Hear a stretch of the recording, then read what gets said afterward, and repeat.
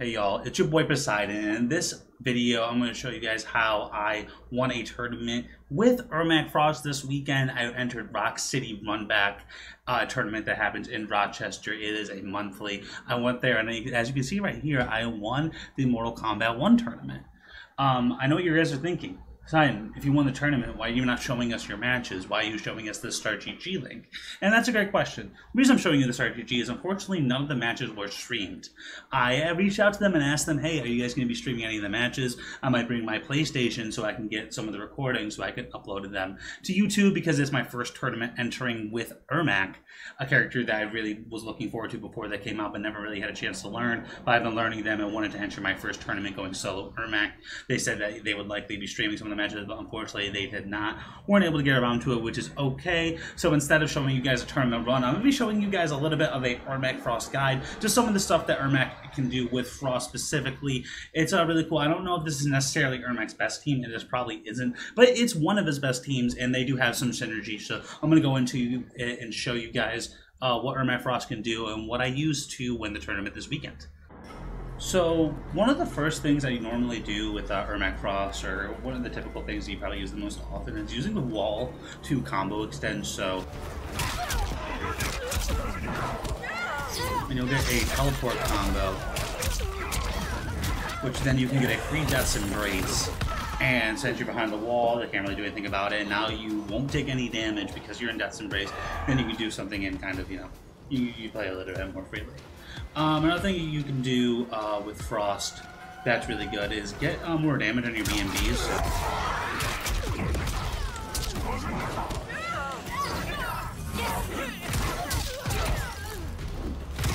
You see right there, you get about 43%, which is really good for one bar, one cameo, especially with Ermac, who doesn't get a ton of damage typically.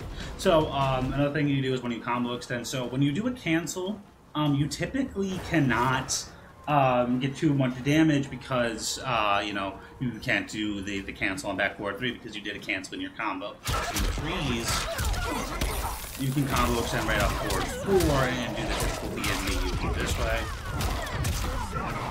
And then you can get the Death's Embrace thing again or something like that. It's really cool, and really a lot of stuff you can do. And what's really cool about the wall, so let's set up the wall. Okay, I teleport behind it. A lot of his moves will go through the wall as well, and as you saw earlier, you can even do it back too, and it will drag them through the wall and allow you to combo extend. So it's very interesting, the stuff you can do with Ermac Frost. It's yeah, there's a lot of other cool stuff. So another thing you do is if you get a combo extender and you end it with his most plus thing, which is back 2-4-2, you can do the orb setup. That way you can do like a teleport, and then if they get hit by it, you do a combo, and if they don't get hit by it, then you still continue pressure. And you can get a pretty decent amount of damage here. Crank that out, and that's about 42% for a bar and a cameo. Not typically too bad. Well, back to 2 cameo and a bar. Not awful at all. Another thing that you get with Ermac Frost is another layer of mix-ups with off of back 2. So back 2-4 is a mid overhead, but since Frost is low, you can do a mid low. So you do something like this, and if it hits, then you can combo extend with back 2-4 again. Then you can set up the Frost again. You get pretty decent damage off this, and you go.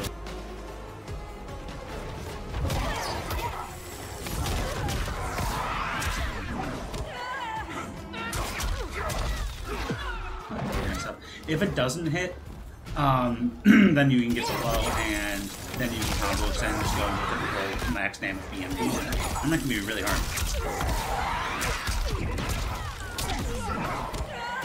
See that? And you can still get a similar setup if you want to, or you can just do the typical damage cash out after that. So if you don't have the cameo, or you don't want to spend all of your cameo, not a bad idea as well. And then you kind of can just like another good thing with Frost is the fact that this Allen can cost 4, so you're doing the cancels and let's say they're blocking, or you can just kind of throw in a +4 option. I think that's really good and works super well with Ermac pressure as well. The last thing I'll leave you guys off with is using the wall to get Oki.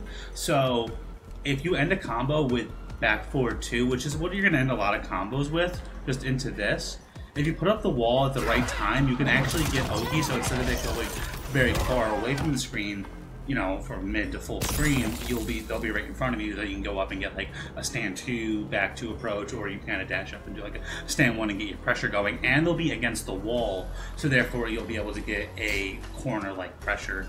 You can also do this with back throw. And then you can go and get your pressure going.